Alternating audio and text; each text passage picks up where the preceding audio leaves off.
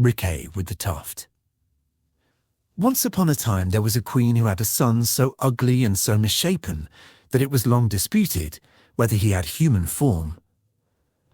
A fairy who was at his birth said, however, that he would be very amiable for all that, since he would have uncommon good sense. She even added that it would be in his power, by virtue of a gift she had just then given him, to bestow as much sense as he pleased on the person he loved the best. All this somewhat comforted the poor queen. It is true that this child no sooner began to talk than he said 1,000 pretty things, and in all his actions there was an intelligence that was quite charming. I forgot to tell you that he was born with a little tuft of hair upon his head, which made them call him Riquet with the Tuft, for Riquet was the family name. 7 or 8 years later, the queen of a neighbouring kingdom had 2 daughters who were twins. The firstborn of these was more beautiful than the day, whereat the queen was so very glad that those present were afraid that her excess of joy would do her harm. The same fairy who was present at the birth of little Riquet with the Tuft was here also, and, to moderate the queen's gladness, she declared that this little princess should have no sense at all, but should be as stupid as she was pretty. This mortified the queen extremely, but afterwards she had a far greater sorrow, for the second daughter proved to be very ugly. "Do not afflict yourself so much, madam," said the fairy. "Your daughter shall have her recompense. She shall have so great a portion of sense that the want of beauty will hardly be perceived." "God grant it," replied the queen.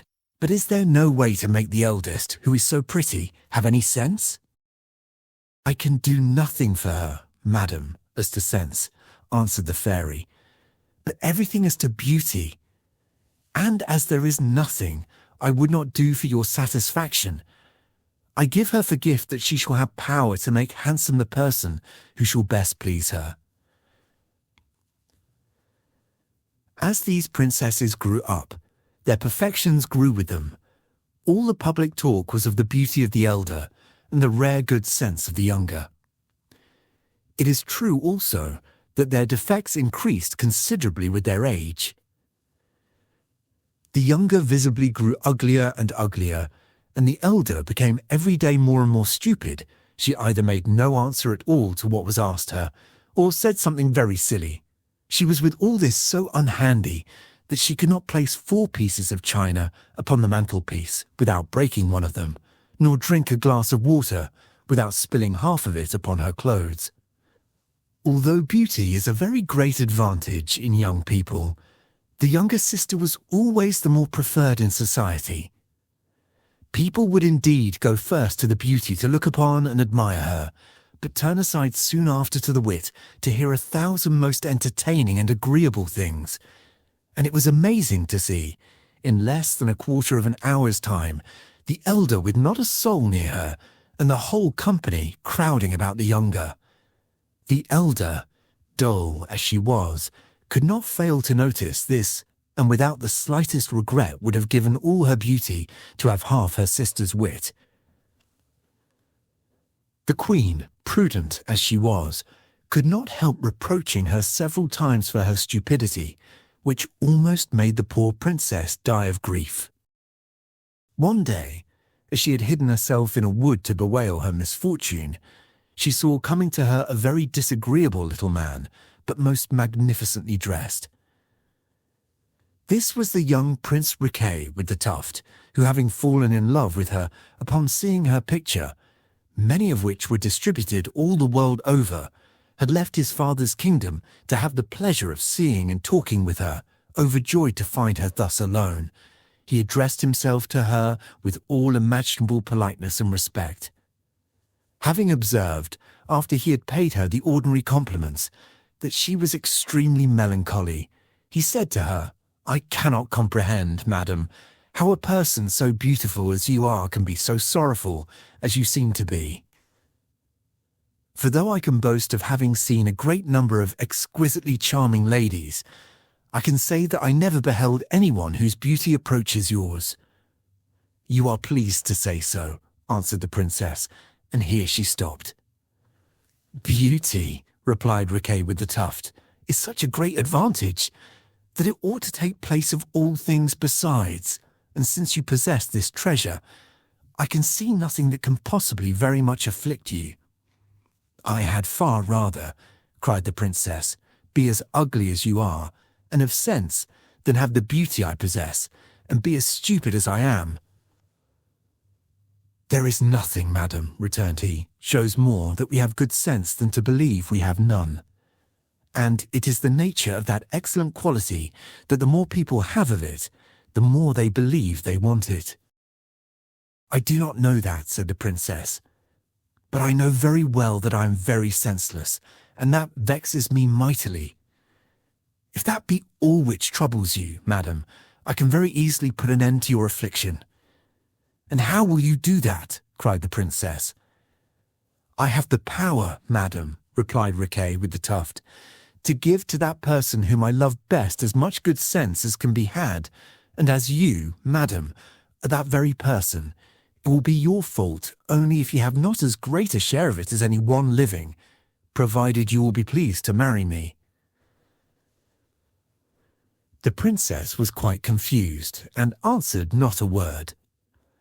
"I see," replied Riquet with the Tuft, "that this proposal does not please you, and I do not wonder at it. But I will give you a whole year to consider it."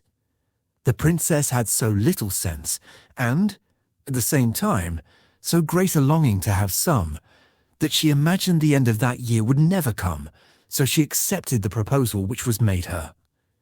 She had no sooner promised Riquet with the Tuft that she would marry him on that day 12-month than she found herself quite otherwise than she was before. She had an incredible faculty of speaking whatever she had in her mind in a polite, easy, and natural manner. She began, at moments, a very gallant conversation with Riquet with the Tuft, which she kept up at such a rate that Riquet with the Tuft believed he had given her more sense than he had reserved for himself.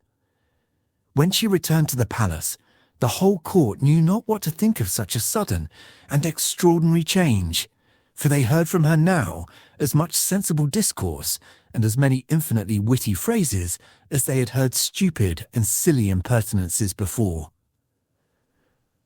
The whole court was overjoyed beyond imagination at it. It pleased all but her younger sister, because, having no longer the advantage of her in respect of wit, she appeared in comparison with her a very disagreeable, homely girl. The king governed himself by her advice, and would even sometimes hold a council in her apartment.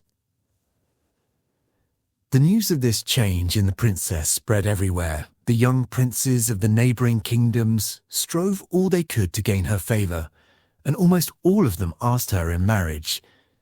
But she found not one of them had sense enough for her. She gave them all a hearing, but would not engage herself to any. However, there came one so powerful, so rich, so witty, and so handsome that she could not help feeling a strong inclination toward him. Her father perceived it, and told her that she was her own mistress as to the choice of a husband, and that she might declare her intentions. She thanked her father, and desired him to give her time to consider it. She went by chance to walk in the same wood, where she met Riquet with the Tuft, the more conveniently to think what she ought to do. While she was walking in a profound meditation, she heard a confused noise under her feet, as it were of a great many people busily running backward and forward.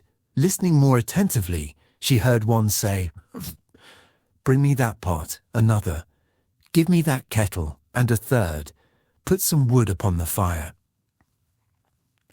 The ground at the same time opened, and she saw under her feet a great kitchen full of cooks, kitchen helps, and all sorts of officers necessary for a magnificent entertainment.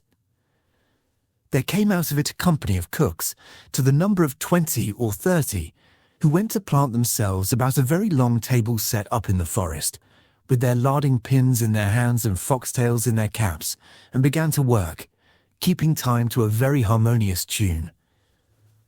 The princess, all astonished at this sight, asked them for whom they worked. "For Prince Riquet with the Tuft," said the chief of them, "who is to be married tomorrow." The princess, more surprised than ever, and recollecting all at once that it was now that day 12 on which she had promised to marry the Prince Riquet with the Tuft was ready to sink into the ground. What made her forget this was that when she made this promise, she was very silly, and having obtained that vast stock of sense which the prince had bestowed upon her, she had entirely forgotten the things she had done in the days of her stupidity. She continued her walk, but had not taken 30 steps before Riquet with the Tuft presented himself to her, gallant and most magnificently dressed, like a prince who was going to be married. "You see, madam," said he, "I am exact in keeping my word, and doubt not in the least but you are come hither to perform your promise." "I frankly confess," answered the princess, "that I have not yet come to a decision in this matter, and I believe I never shall be able to arrive at such a one as you desire." "You astonish me, madam," said Riquet with the Tuft. "I can well believe it," said the princess, "and surely if I had to do with a clown, or a man of no sense, I should find myself very much at a loss." "A princess always keeps her word," he would say to me, "and you must marry me, since you promised to do so."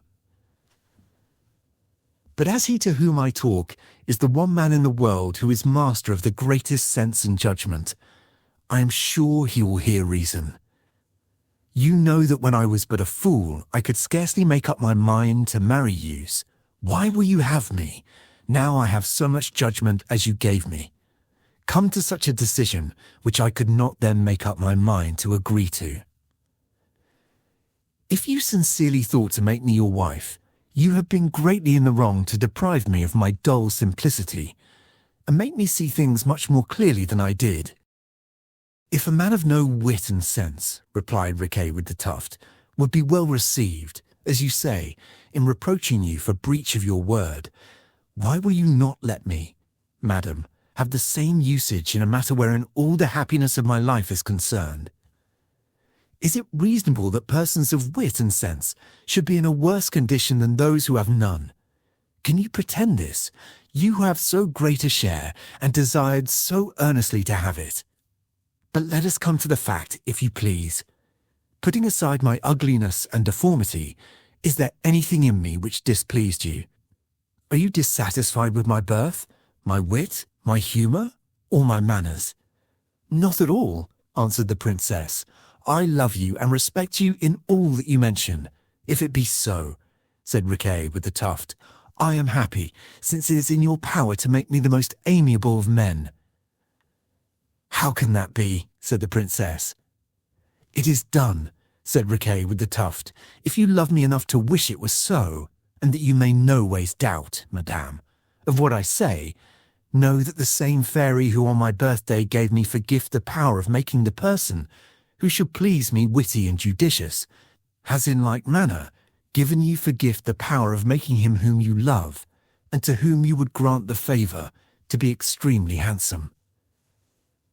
If it be so, said the princess, I wish with all my heart that you may be the most lovable prince in the world, and I bestow my gift on you as much as I am able.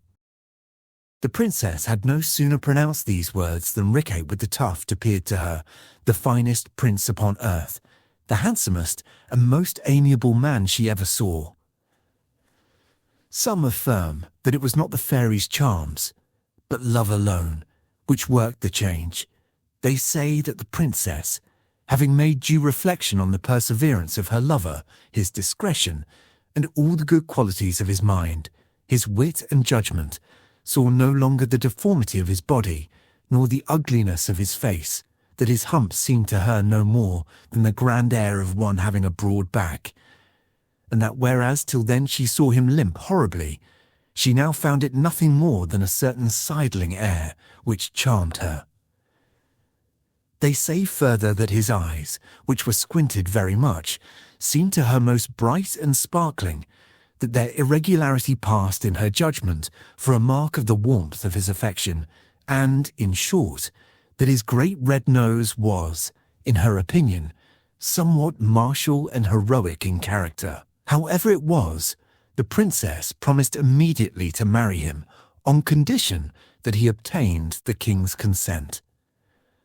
The king, knowing that his daughter highly esteemed Riquet with the Tuft, whom he knew also for a most sage and judicious prince, received him for his son-in-law with pleasure, and the next morning their nuptials were celebrated, as Riquet with the Tuft had foreseen, and according to the orders he had given a long time before.